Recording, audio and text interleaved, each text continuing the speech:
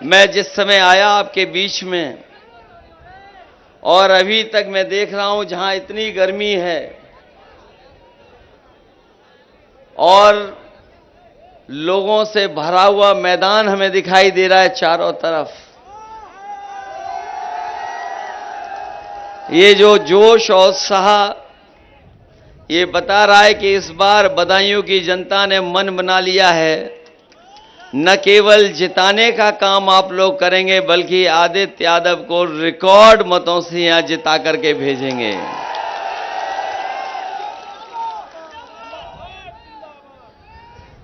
वैसे तो तोते उड़ने वाली बात आ गई है सामने। तोते जब उड़ेंगे तब उड़ेंगे, लेकिन मुझे पता है कि दिल्ली वाले भी बदायूं आए हुए हैं और उनके पास सब सूचना और जानकारी का तंत्र है। जब उड़ेंगे तब उड़ेंगे, लेकिन उनके तो आज ही तोते उड़ गए होंगे आपकी जानकारी करके। हम लोग सब जितने मंच पे साथी बैठे हैं वो आदित्य यादव जी के लिए वोट मांगने आए हैं।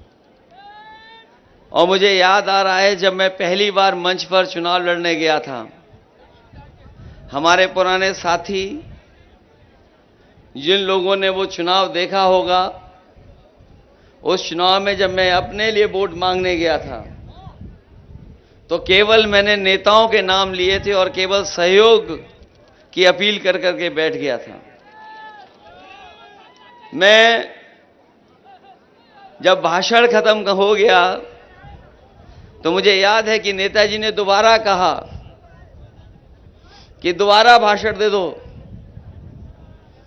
और उस समय के लोगों को याद होगा कि मैं फिर नाम लिया और अपने लिए सहयोग की अपील कर करके बैठ गया। लेकिन मैं देख रहा हूं आज आदित्य यादव को आप लोगों ने, बदायूं के लोगों ने नेता पहले ही बना दिया। ये इनका लोकसभा का पहला चुनाव है। ये पहला चुनाव लड़ने आए हैं आपके बीच में। यहां का नौजवान, यहां का बुजुर्ग, यहां का किसान भाई, यहां उपस्थित जितने साथी हैं, सब इनकी मदद करना, एक एक वोट देकर के इनको जिताने का काम करना। ये बदायूं की धरती ने हमेशा संदेश दिया है और ये ऐसी धरती रही है जहां पर न केवल उत्तर प्रदेश बल्कि देश और दुनिया को संदेश देने का काम इस धरती से हुआ है। यहां की गंगा जमुनी तहजीब को लेकर के ये जो हमारी मिली जुली संस्कृति है, ये मेल मिलाप का हमारा जो समाज बना है, इसकी पहचान बहुत अलग दिखाई देती है। जहां तक चुनाव का सवाल है, जो लोग चुनाव को देख रहे होंगे वो जानते होंगे ये भारतीय जनता पार्टी के लोगों ने और भारतीय जनता पार्टी के लोग संविधान और हमारी आपकी जान के पीछे पड़े हुए हैं। एक तो ये संविधान बदलना चाहते हैं और दूसरा वो कोविड वाली बात आपके सामने आ गई होगी कि जो उन्होंने वैक्सीन लगवाई और सबसे कहा कि सब वैक्सीन लगवा लो, सबने लगवाई, लेकिन शायद हमारे जैसे कुछ साथी होंगे जिन्होंने नहीं लगवाई होगी। लेकिन सोचो, जिन्होंने वैक्सीन लगवा ली होगी वो जब सर्टिफिकेट देखते होंगे तो क्या गुजरता होगा उन पर। और अब तो जिन्होंने वैक्सीन लगवाई और जो सर्टिफिकेट देखते होंगे वो लोग भी इस बार निकल पड़ेंगे भारतीय जनता पार्टी के खिलाफ मतदान करने के लिए, क्योंकि ये तो आपदा में अवसर ढूंढ रहे थे। याद है कि नहीं याद है? ये भारतीय जनता पार्टी के लोग कहते थे आपदा में अवसर होता है, और जो उन्होंने इलेक्टोरल बॉन्ड की वसूली की है, शायद दुनिया में भी कोई ऐसा राजनीतिक दल नहीं रहा होगा जिसने इतने बड़े पैमाने पर वसूली की होगी। बड़े बड़े उद्योगपति, बड़े बड़े कारोबारियों से तो ले लिया पैसा इन्होंने। ईडी, सीबीआई, इनकम टैक्स का डर दिखा करके, लेकिन जो लंबी सूची आई है उसमें पता लगा है कि जिन कंपनियों ने वैक्सीन दी थी उन लोगों से भी इन्होंने चंदा वसूल लिया। तो न केवल संविधान को खतरा इनकी सरकार से, बल्कि इनके फैसलों से जान को भी खतरा है। और पिछले 10 साल में जितनी भी इन्होंने बातें की हैं, सब झूठी बातें, और वादे भी झूठे निकले इनके। हमारे किसान भाई होंगे, याद होगा उनको, यही दिल्ली वाले आते थे और कहते थे हम किसानों की आय दोगुनी कर देंगे, और किसानों ने मेहनत की, किसानों ने तैयार हो गई अपनी फसल। जो आज के समय में लागत है वो लागत बढ़ गई। लेकिन बताओ, यहां तो सब किसान और किसान से परिवार के जुड़े लोग हैं। अगर किसी की भी आय दोगुनी हो गई हो तो बता दो। जब आय दोगुनी नहीं हुई, और बीच में आपको याद होगा, आपको कि इन लोगों ने काले कानून लाने का काम किया, और वो अगर काले कानून आ गए होते तो हमारा किसान और किसान की पैदावार उद्योगपतियों के हाथ में चली जाती। यही इसी देश के किसान जाकर के दिल्ली पे धरने पे बैठ गए, सालों साल बैठे रहे, लेकिन जब चुनाव उन्हें लगा कि वो चुनाव उनका हार जाएंगे या डगमगा जाएगा चुनाव, उन्होंने तीनों काले कानून वापस ले लिए। कानून वापस लेकर के ये फैसला नहीं लिया कि एमएसपी मिलेगी। हम अपने किसान भाइयों को आज कहना चाहते हैं, जो लोग ये नारा दे रहे हैं विकसित भारत बनेगा, हमारा देश विश्व गुरु बनेगा, हम बीजेपी के लोगों से कहना चाहते हैं, जिस दिन हमारे किसानों को जो कानूनी अधिकार है एमएसपी का, जिस दिन सरकार दे देगी, उसी दिन हमारा किसान तो खुशहाल होगा ही होगा, हमारा देश भी विकसित देश बनने की राह पे चल देगा। जहां इन्होंने विकसित यात्रा को गांव-गांव पहुंचाया था, अगर हमारे किसान भाई और जो प्रधान लोग बैठे होंगे यहां, अगर प्रधानों ने न सहयोग और मदद की होती तो इनके गांव में भी विकसित भारत के कोई कार्यक्रम नहीं हो पाते। और जब इन्हें वोट चाहिए था तो ये राशन दे रहे थे, और राशन में रिफाइंड तेल और न जाने क्या क्या दे रहे थे, नमक। और आज क्या दे रहे हैं आपको?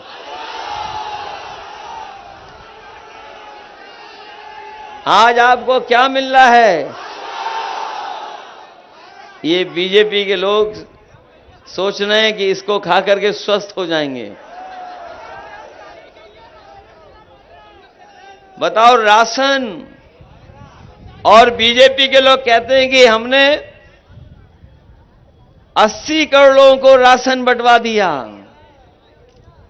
और दूसरी तरफ कह रहे हैं कि हम गरीबी रेखा से लोगों को बाहर निकाल रहे हैं। हम अपने गरीब लोगों को कहना चाहते हैं, जिस तरीके से संपन्न लोग आजकल पैकेट का आटा खा रहे हैं, हमारे किसानों को कीमत नहीं मिल रही है, लेकिन जो संपन्न लोग हैं वो हमारे ही गेहूं के उद्योगपति ले लेते हैं और पैकेट में आटा का कारोबार कर रहे हैं। वो पौष्टिक भी है, स्वादिष्ट भी है। जहां हम लोग राशन भी देंगे, गुणवत्ता के साथ राशन भी देंगे, वहीं समाजवादी पार्टी ने ये तय किया है कि अपने गरीबों को पौष्टिक आटा के साथ साथ डाटा फ्री भी देने का काम करेंगे। जहां आटा स्वादिष्ट और पौष्टिक मिलेगा, स्वाद बेहतर होगा, वहीं आजकल बहुत सी चीजें डाटा के माध्यम से हम लोगों की हल हो रही हैं। बिना डाटा के तो आजकल कुछ चल ही नहीं पा रहा है। जब ये कंपनियां फोन दे रही थी तो उस समय सब कुछ फ्री था। जब सबके हाथ में चला गया तो कीमत वसूल रहे हैं और आज इसके माध्यम से हर जानकारी हासिल हो रही है, सरकारी योजनाएं पहुंच रही हैं। सरकारी योजनाओं के साथ साथ अगर आपको जानकारी हासिल करना चाहते हो, इसके न केवल इससे हमारा बाजार चल रहा है बल्कि हमारा जीवन भी आसान कर दिया। इसलिए समाजवादियों ने कहा है कि स्वादिष्ट और गुणवत्ता के साथ पौष्टिक आटा तो देंगे ही देंगे, लेकिन अपने लोगों को डाटा देने का भी काम करेंगे। जहां किसान भाई कर्ज में डूब रहे हैं और बीजेपी की सरकार में, पिछले 10 साल की सरकार में 1 लाख किसानों ने आत्महत्या की है। ये बीजेपी वाले बताएं कि उन्होंने 10 साल में उद्योगपतियों का साथ दिया कि किसानों का साथ दिया। अगर उन्होंने किसानों का साथ दिया होता तो 1 लाख किसान को आत्महत्या नहीं करनी पड़ती। जब कर्ज माफी की बात आई तो इन्होंने हमारे किसानों का कर्ज माफ नहीं किया, बड़े बड़े उद्योगपतियों का कर्ज माफ किया, बड़े बड़े जो कारोबारी हैं उनका कर्ज माफ किया, जो इनके खासम खास लोग थे उनका कर्ज माफ किया। हम अपने किसान भाइयों को कह करके जा रहे हैं कि इंडिया गठबंधन ने तय किया है कि जब भी सरकार में आएंगे तो अपने किसानों का पूरा कर्ज माफ होगा। और इसलिए कर्ज माफ होगा क्योंकि ये उद्योगपतियों का, कारोबारियों का कर्ज माफ कर रहे हैं। इन बीजेपी वालों को गरीबों का कर्ज माफ न करना पड़े तो नियम बनाया था कि 5 करोड़ से ऊपर जिसका कर्ज है उसका बैंक से माफ होगा। वो जानते थे कि अगर लाखों में कर्ज माफ करना पड़ेगा तो हमारे किसानों की भी गिनती आ जाएगी। इन्होंने जो नियम बनाया वो ये नियम बनाया कि 5 करोड़ से ऊपर जिसने कर्ज लिया है उसका कर्ज माफ होगा। लेकिन हमारे यहां सब लोग जानते होंगे, जो यहां पर मौजूद होंगे, उनका कर्ज लाखों में होगा, करोड़ों में नहीं होगा। इसलिए अगर वो 16 लाख करोड़ बड़े बड़े उद्योगपतियों का माफ कर सकते हैं तो लाखों का कर्ज हम लोग किसानों का माफ कर करके उनको खुशहाल बनाने का काम करेंगे। जहां एक तरफ हमारा किसान महंगाई से लेकर के परेशानियों का सामना करना पड़ रहा है उसको, वहीं हमारे नौजवानों के हाथ में कुछ है ही नहीं। जो कुछ ये पा सकते थे वो सरकार ने छीन लिया। यही नौजवान जो तैयारी कर रहे थे, मेहनत कर रहे थे, कोचिंग कर करके परीक्षा देने की तैयारी कर रहे थे, इन्होंने लगातार मेहनत की और जब परीक्षा देने जाते थे और जब घर लौट करके आते थे तो पता लगता था कि परीक्षा का पेपर लीक हो गया। और परीक्षा का पेपर एक लीक नहीं हुआ है, अगर पूरे पेपर गिनोगे तो अभी तक 10 से ज्यादा पेपर लीक हुए हैं। 10 से ज्यादा पेपर लीक हुए। और ये जो पुलिस भर्ती हुई थी अभी, जिसमें सरकार ने कहा कि हमने इंतजाम किया है, सुरक्षा दी है, सब कुछ बेहतर कर दिया है, 2 दिन परीक्षा चलाई, लेकिन जब बच्चे घर पर लौट करके आए तो उन्हें पता लगा कि पेपर लीक हो चुका था। कुछ लोगों को पूरे के पूरे नंबर मिल जाएंगे और अगर वो परीक्षा नहीं कैंसिल होती तो हो सकता था 8 या 10 लाख बच्चे ऐसे होते जिन्हें 100 में 100 नंबर मिल जाते। तो सरकार के सामने संकट था कि जब 100 में से 100 नंबर आ जाएंगे तो बताओ उनको नौकरी कैसे देंगे। वो पेपर भी लीक हुआ और हमारे बच्चों का भविष्य अंधकार में डाल दिया।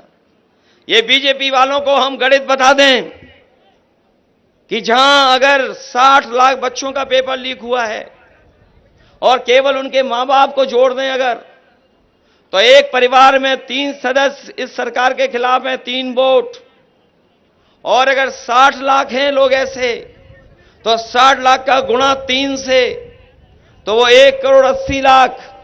और यही 1 करोड़ 80 लाख अगर 80 लोकसभाओं से भाग दे देंगे, तो कोई लोकसभा ऐसी नहीं है जहां पर 2,25,000 वोट इनके खिलाफ न पड़ने जा रहा हो। तो बताओ ये बचेंगे कैसे? बताओ, एक लोकसभा में अगर 2,25,000 वोट कम हो रहा हो केवल नौजवानों की वजह से, तो बताओ ये बचेंगे कैसे? इसीलिए आपने देखा होगा, पहले कह रहे थे 400 पार,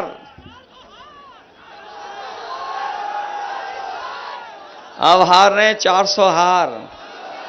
उनको यही सुनाई दे रहा है। उनके भाषण बदल गए भाषण के नहीं बदल गए।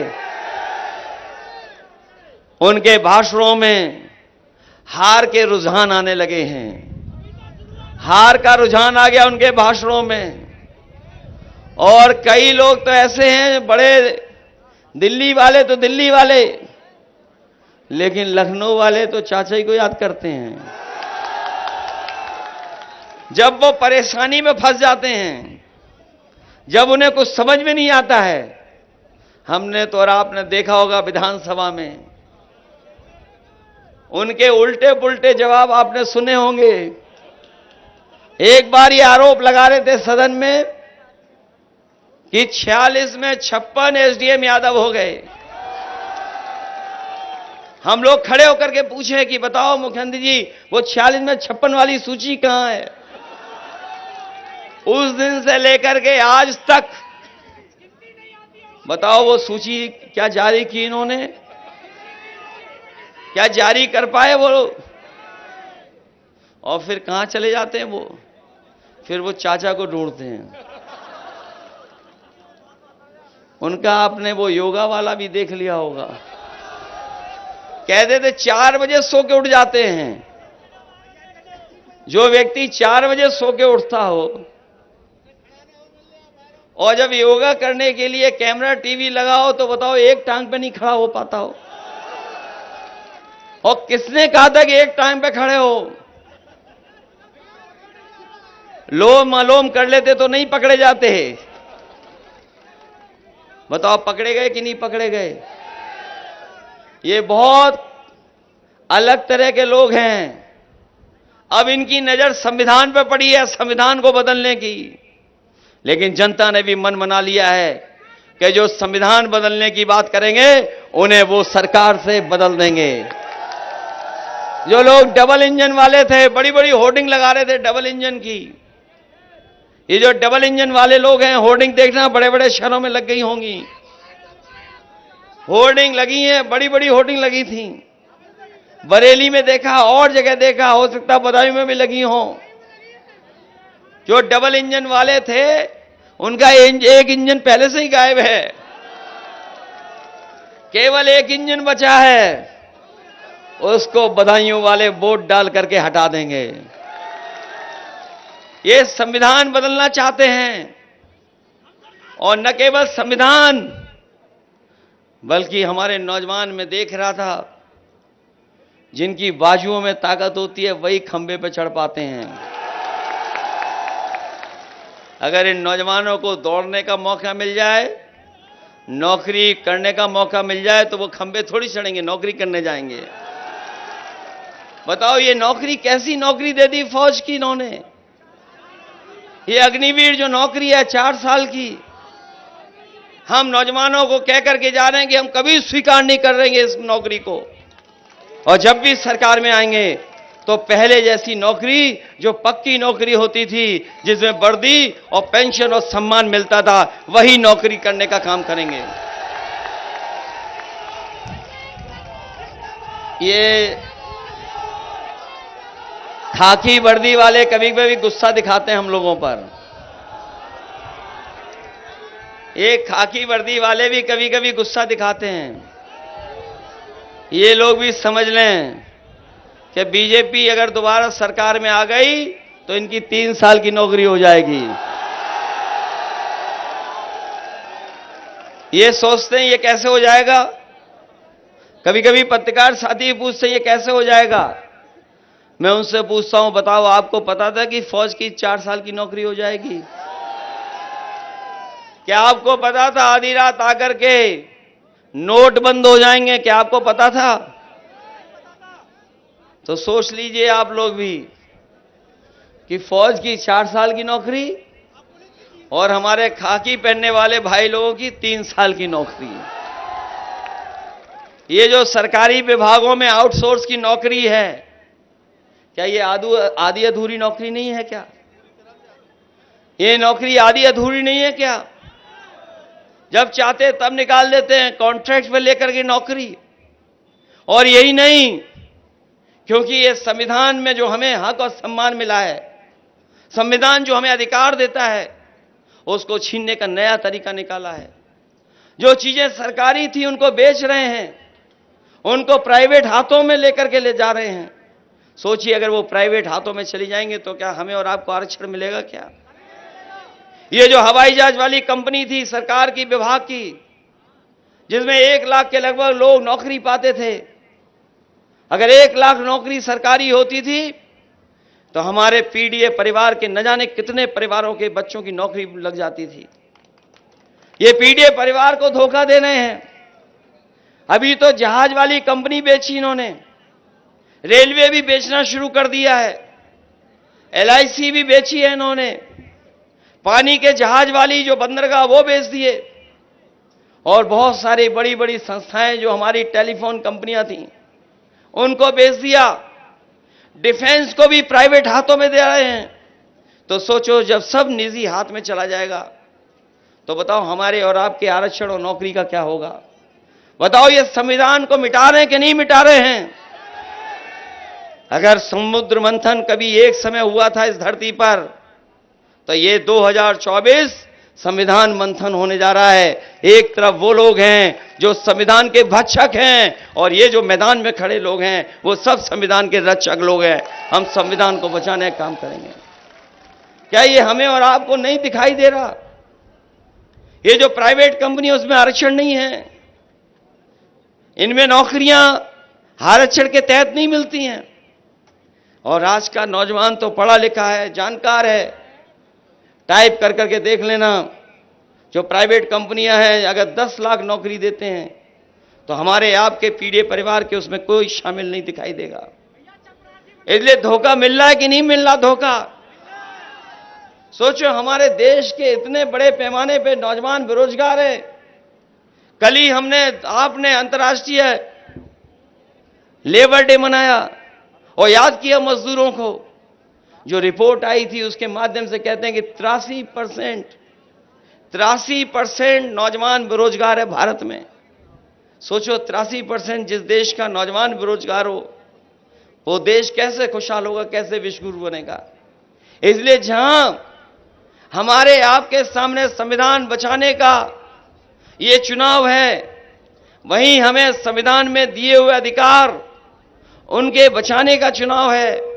यही संविधान है जो हमें न्याय का रास्ता दिखाता है और यही संविधान है जो हमारे आपके संजीवनी है, जो जीवन देता है और आगे बढ़ने का हमें हक देता है, बराबरी का हक देता है। ये लोग हैं जो संविधान को भी खत्म करना चाहते हैं। इसलिए संविधान बचाने का भी चुनाव है। इसलिए संविधान बचाओगे आप कि नहीं बचाओगे? अब कहते हैं कि परिवार के लोग लड़ रहे हैं। हम तो कह रहे हैं हम पीडीए परिवार के लोग हैं और हम संघर्ष वाले लोग हैं। और अगर बीजेपी को इतना ही परिवार बुरा लगता है तो वो संकल्प लें और कसम खाएं कि किसी परिवार वाले को वो टिकट नहीं देंगे और किसी परिवार वाले से वोट नहीं मांगेंगे। तो बताओ कितने बचे वहां पर? अगर ये जो परिवारवाद चिल्ला रहे हैं, अगर वो संकल्प लें कि किसी परिवार वाले को टिकट नहीं देंगे और किसी भी परिवार वाले से वोट नहीं मांगेंगे, तो बताओ कितने बचेंगे? ये संघर्ष वाला परिवारवाद है, ये संघर्ष वाला है, मैदान में रहने वाला परिवार है। और फिर हम सब परिवार तो एक ही तो है, पीडीए परिवार, घबराए हुए पीडीए परिवार से। और मैंने कई मौकों पर फिर कहता हूं, यही पीडीए है जो एनडीए को हराने का काम करेगा और इंडिया गठबंधन को मजबूत बनाने का काम करेगा। बताओ इंडिया गठबंधन जीत रहा है कि नहीं जीत रहा है? पहले दूसरे चरण में ही इनके पैर उखड़ गए हैं। बीजेपी वालों को समझ में नहीं आ रहा है। बताओ उनको क्या समझ में आ रहा कुछ? उनकी भाषा जाने कौन सी हो गई, कोई विकास की बात नहीं कर रहे। आप में से बहुत सारे लोग जानते होंगे, हम और नेताजी इसी बदायूं में आए थे। आबिद राय साहब और ये लोग जानते होंगे, जब धर्मेंद्र यहां पर सांसद थे, सरकार समाजवादियों की थी, धर्मेंद्र ने कहा यहां पर मेडिकल कॉलेज होना चाहिए। हम लोगों ने मेडिकल कॉलेज दिया था और मेडिकल कॉलेज ऐसा बना था कि कोई गरीब वहां पहुंचता, उसका इलाज, उसकी दवाई फ्री होती, उसे कहीं भी ढूंढना नहीं पड़ता, पैसे की जरूरत नहीं पड़ती। बताओ मेडिकल कॉलेज कैसा कर दिया इन्होंने? क्या गरीब को वहां दवाई और इलाज मिल पा रहा है? मेडिकल कॉलेज तो बर्बाद कर ही दिया, लेकिन ये हमारी जो एम्बुलेंस थी वो बर्बाद हो गई कि नहीं हो गई? गरीब को कुछ नहीं, फोन मिला करके केवल कहना पड़ता था, एम्बुलेंस उसकी मदद के लिए आ जाती थी। और केवल एम्बुलेंस और मेडिकल कॉलेज से ये केवल सुविधा नहीं मिल रही थी।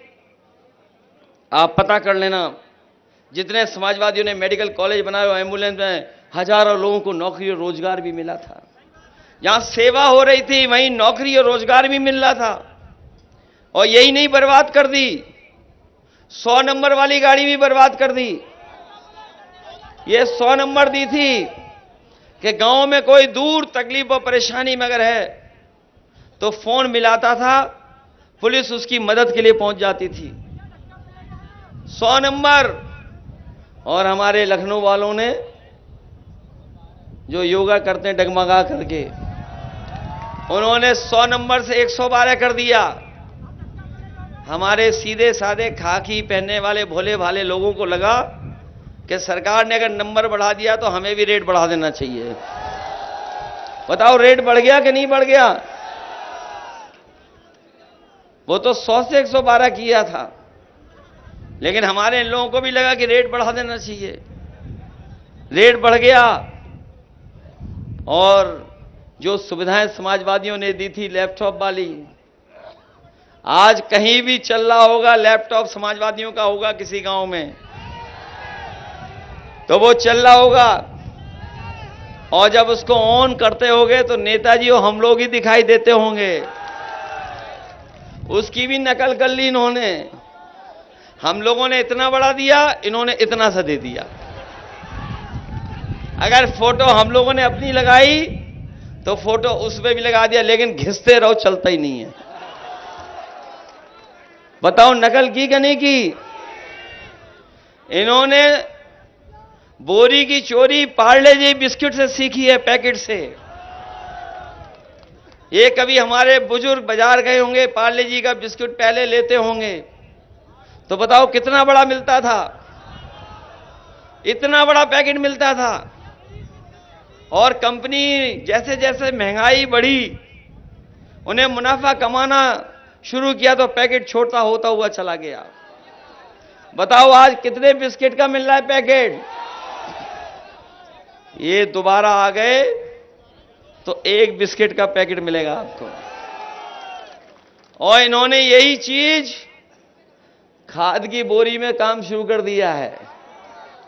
कितना किलो गायब है उसमें, फिर गायब कितना और कर दिया। तो बताओ अब कितने का रह गया? इस सरकार में आ गए, अगर ये सरकार में दोबारा आ गए तो पाउच में देंगे आपको खाद। बताओ है बेईमानी हो रही कि नहीं हो रही? महंगाई बढ़ रही कि नहीं बढ़ रही? इसलिए नौजवानों, सब बातें आप जानते हो। ये बदायूं अपने घर के लोग हैं, इससे न कैसा लगाव है, कितना गहरा रिश्ता है। आदरणीय सलीम शेर सिरवानी साहब को न जाने कितनी बार आपने चुन के लोकसभा में भेजा, नेताजी को भेजा, धर्मेंद्र को भेजा, और हम लोगों को सबसे ज्यादा भरोसा अगर है तो अपने बदायूं के लोगों पर है। पिछली बार हारे नहीं थे हम लोग, हराए गए थे हम लोग, हारे नहीं थे उस समीकरण में। हम लोग धोखे से हार गए और हराए गए थे, कुछ धोखा खा गए और हरा दिए गए। तो बताओ, पिछला भी हिसाब किताब पूरा करोगे कि नहीं करोगे? बताओ, पिछला हिसाब किताब पूरा करोगे कि नहीं करोगे? अगर पिछला हिसाब किताब पूरा करना चाहते हो आप, तो अपना बूथ आगे करोगे सबसे कि नहीं करोगे? अपने बूथ की रक्षा करेंगे आप? और जब मतदान करो तो सावधान भी रहना इन विरोधी लोगों से। सावधान रह के रक्षा करोगे कि नहीं करोगे? और हम तो जानते हैं, इस चरण में जितनी भी लोकसभाएं हम लोग लड़ रहे हैं, वो सब ऐतिहासिक सीट वोटों से जीतने जा रही हैं। हमारे अलावा सभी इसी चरण में चुनाव लड़ रहे हैं, और आखिरी में हमें भी लड़ना पड़ गया। इसलिए यहां जिता करके हमारी भी मदद करना। और ये तो जो आपका विकास रुका पड़ा था, ये जो आपका विकास रुका पड़ा है, जो काम नहीं हो पा रहे, हमें याद है कि धर्मेंद्र हमेशा कहते थे 4 लेन सड़क बननी चाहिए। याद है कि नहीं याद है? अब आपको किसी से कहना नहीं पड़ेगा, चाचा अपने आप सड़क बना देंगे। बताओ, बदायूं में सब चौड़ी चौड़ी सड़कें हो गई कि नहीं हो गई? और हमारे ये बदायूं शहर वाले जानते होंगे, तार अंदर हो गए कि नहीं हो गए? और ये जो बिजली मिल भी रही है, जो आपके सब स्टेशन बने हैं, ये बीजेपी वालों के नहीं है, सब समाजवादियों के हैं। और कभी 7 साल में मुख्यमंत्री जी के मुंह से कभी सुना बिजली के कारखाने का नाम? हम लोगों ने तो कई बार पूछा, कई बार कहा कि बोल दो एक बार। हमने कहा कि बोल दो 3x660 super critical thermal plant. आज तक नहीं बोला। बताओ, कभी बोला उन्होंने? ये जो बिजली आपको मिल रही है, सब समाजवादियों की देन है। इन्होंने कोई बिजली नहीं बनाई, और केवल ऐसा बिजली का बिल आता है कि सबको करंट लग रहा है। मीटर लगवा दिए, सब मीटर लगवा दिए। और ये जो गंगा एक्सप्रेसवे बन रहा है, ये अच्छा है, गंगा एक्सप्रेस चलो बना जा रहा है, लेकिन आगरा लखनऊ से अच्छा नहीं बना पा रहे हैं। हम अपने बदायूं को लोगों को कह के जा रहे हैं कि एक कोई था, उसने मोड़ दिया, जाने कहां ले गया एक्सप्रेसवे। वो फर्रुखाबाद का नारा याद होगा कि फर्रुखाबाद वाले खाए गन्ना और एक्सप्रेसवे ले गया खन्ना। बताओ, कहां टेढ़ा मेढ़ा लेके चला गया उधर। इस एक्सप्रेसवे को भी सीधा कर करके आपको लखनऊ से जोड़ने का काम हम समाजवादी लोग करेंगे। और ये एक्सप्रेसवे बन जाएगा तो बदायूं के लोगों को 2.5-3 घंटे से ज्यादा नहीं लगेगा। आप लखनऊ पहुंच जाओगे, और पीछे दिल्ली जाना चाहोगे तो दिल्ली भी जल्दी पहुंच जाओगे। आपको दोनों तरफ आसाम से पहुंच जाओगे। सड़कें भी बनेंगी, बिजली का इंतजाम भी होगा।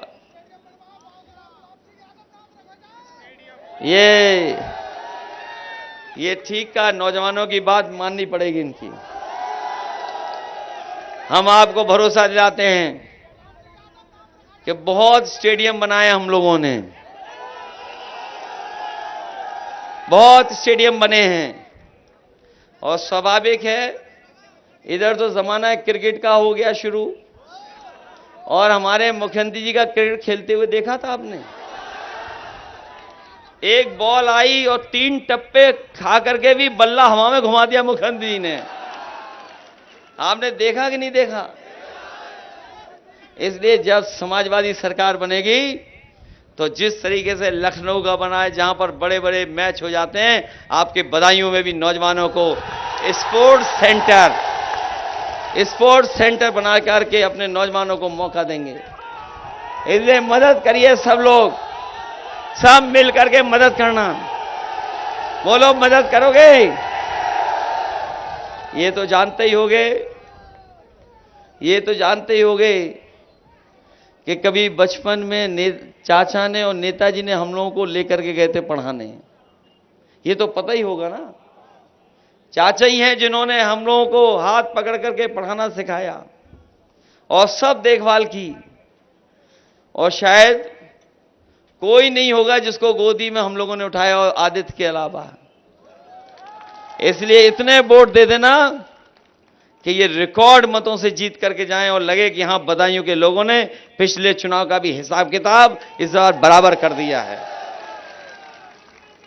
जहां आपकी ये सुविधाएं हैं, ये दिल्ली वाले बुलेट ट्रेन पता नहीं कहां ले जा रहे हैं, किस दिशा में इनकी बुलेट ट्रेन घूम गई पता ही नहीं। बदायूं में बुलेट ट्रेन आई क्या?